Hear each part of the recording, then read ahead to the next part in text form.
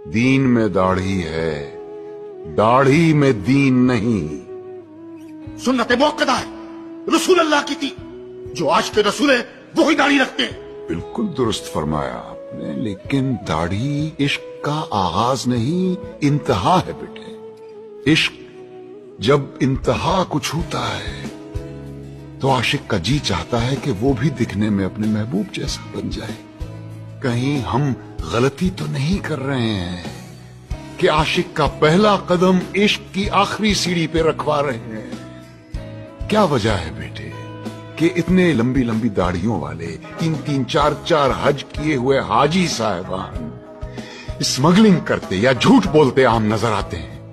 وجہ یہ ہے کہ مجھ جیسے ناسمجھ عالم سارا زور داڑھی رکھنے اور شلوار پہننے پر ہی دیتے ہیں۔ کہیں ہم غلطی سے عاشق رسول کے بجائے عاشق ابو جہل تو نہیں پیدا کر رہے ہیں؟ کیونکہ داڑھی تو ابو جہل کے بھی تھی، لباس بھی وہی تھا جو رسول اللہ ذیب تن فرماتے تھے۔ ترتیب الٹی ہے بیٹے، پہلے ظاہر نہیں، پہلے باطن کو ٹھیک کرو۔ اندر آگ لگاؤ، باہر خود بخود آئے گی، ورنہ یہی ہوگا کہ لوگ حرام کی کمائی جیب میں ڈالے حلال گوشت کی دکان ڈھونڈتے پھر رہے ہوں۔